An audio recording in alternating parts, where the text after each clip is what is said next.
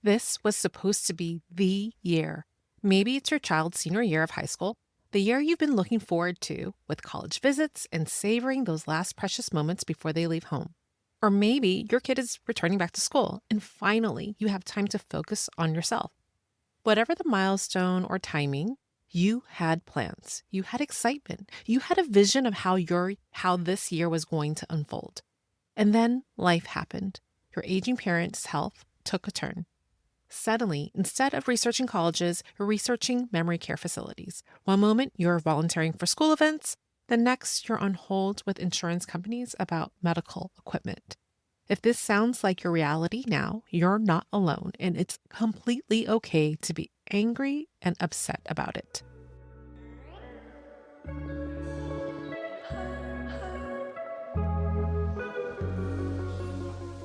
Welcome to the Mindful Midlife Mom podcast, helping mentally exhausted moms carrying the weight of raising kids and aging parents find calm in the chaos and reclaim themselves while caring for everyone else.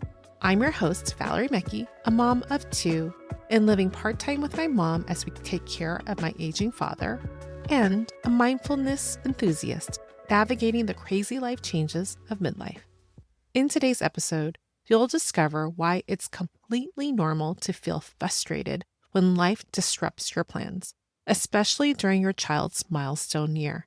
You'll learn a powerful journal technique that lets you express those ugly feelings without guilt, and you'll practice empowering mantras that remind you of your resilience and strength when life feels deeply unfair. Let's dive in. Let me start by saying something that might sound harsh but needs to be said. Life doesn't care about your timeline. It doesn't care that it's your child's senior year. It doesn't care that you've been planning the celebration for months. It doesn't care that this is the worst possible timing for a family crisis. And you know what? It's completely normal to feel angry and upset about that. You had a plan. Instead, your reality looks like this: researching assisted living options, coordinating physical therapy appointments. You're supposed to be excited about your child's last year of high school, but you can't because you're inundated with taking care of your aging parents' needs. The financial stress is real too. Do you pay for a senior trip or weekly housekeeping for your parents? Do you put money away for graduation celebrations or invest in renovating the family home to be put up for sale? These shouldn't be an either-or decisions, but here you are, making impossible choices. And then, as if the situation isn't hard enough, your inner critic starts with the shoulds. You should be grateful that your parent or parents are still alive. You should be able to handle both things gracefully.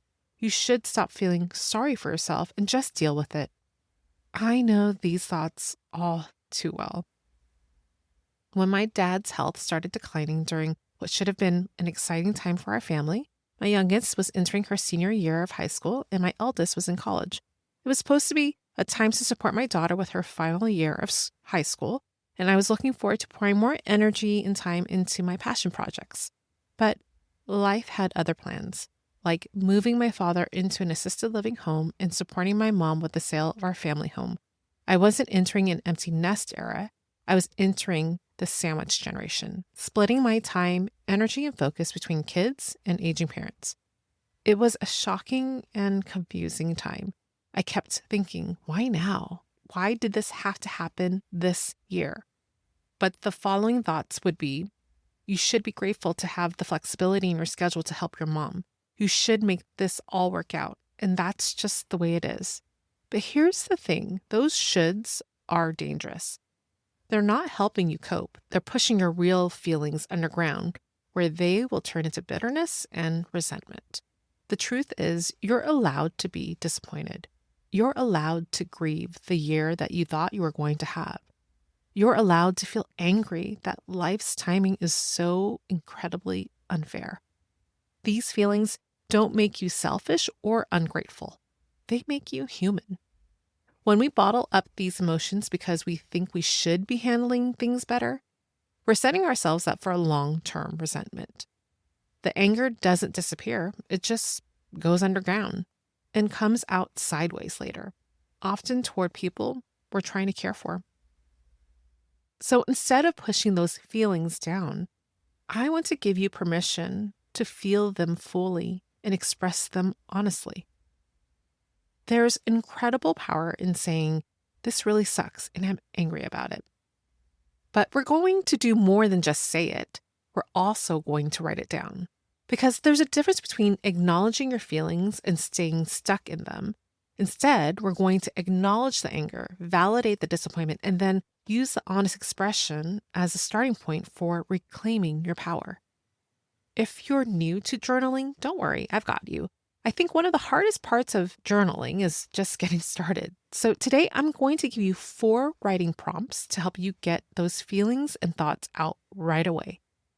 If you're already a journaler, fantastic. You already know how cathartic it can be to get your emotions out and thoughts onto paper. For me, once I release these thoughts and feelings on paper, I immediately feel lighter. Like the heavy weight of those thoughts begins to melt away as soon as it hits the page. But today's journal prompts may be a little different than what you normally write down. We aren't just going to stop at releasing those thoughts. We're going to come up with a plan on how to deal with them. Think of this entry as part therapy, part strategy session. You can do this right now if you have a paper and pen handy, or you can pause this episode and come back to it when you have a few minutes to write. Either way works perfectly. Now, I have to warn you, the first 2 prompts aren't polished or pretty. They're pretty direct, and I encourage you to let it all out. Don't hold back. Empty out everything you're thinking and feeling. So, ready? Here we go. Prompt number 1. This sucks because. This is where you get completely honest about what's hard right now. No sugarcoating, no trying to figure, no trying to find the silver lining, just raw truth about what is difficult and what sucks. Prompt number 2, you're going to write out, I am upset and angry because. Now, this is your chance to get really specific about your feelings and what is triggering your anger or making you upset. Now that we got those 2 very raw and ugly prompts out of the way, now the following 2 prompts are designed to help you reclaim your power and move forward. Prompt number 3, you're going to write down, what won't you let the situation take from you? What won't you let it define? And lastly, writing prompt number 4, instead I will. How will you choose to respond? What action will you take? How will you move forward? I think there's something incredibly cathartic when you're able to unload all of your pent-up negative thoughts. But when you come up with a plan of action, you're not allowing those thoughts to be the end-all be-all. You're rewriting the next steps, the future outcomes to help achieve balance. Yes, you're allowed to have moments of questioning the unfairness of life, to be upset and feel disappointed, but you're also capable of moving through those feelings toward action and empowerment. You can take a moment now to write these down and fill them in, or bookmark this section so you can come back to it later, whatever works for you. So whether you've just completed the writing exercise or you're planning to come back to it, let's move into the next part of this mindfulness practice. Empowering mantras that remind you of your incredible strength during moments of disruption. Find a comfortable position and take a deep breath in through your nose. And slowly exhale all the air out.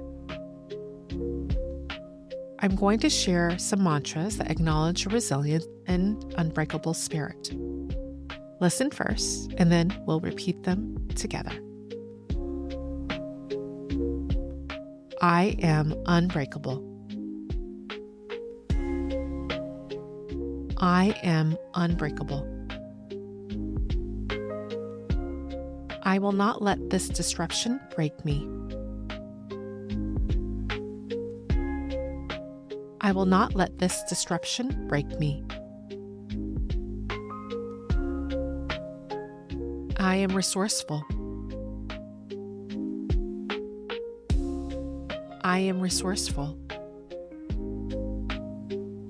I will find a way through this.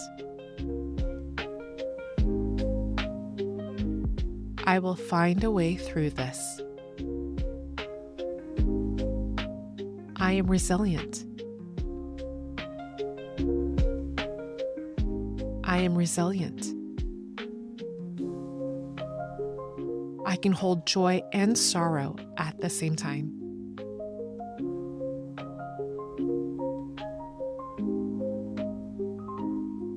I can hold joy and sorrow at the same time. Now, I want you to visualize yourself 1 year from now. See yourself having navigated through this challenging season.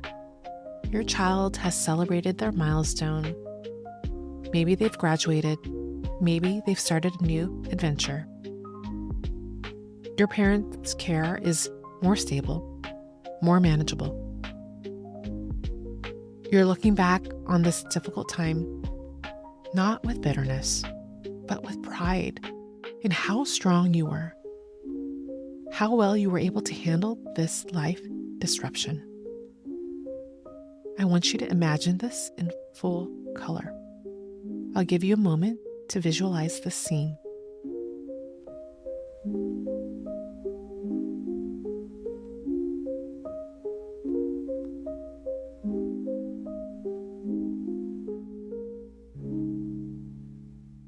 Now take a deep breath in through your nose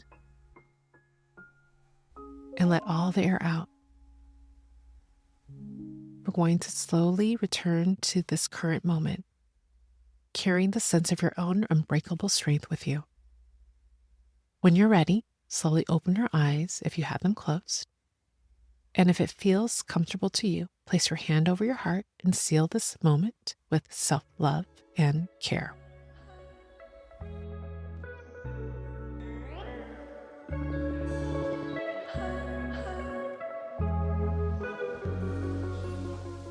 I hope what you've learned today gives you permission to feel all the feelings that come up with life's terrible timing, while also remembering just how strong you really are. Whenever you feel that surge of anger or disappointment about life's unfair timing, use the journal technique. Get the feelings out honestly. Then remind yourself with one of these empowering mantras that this disruption will not break you.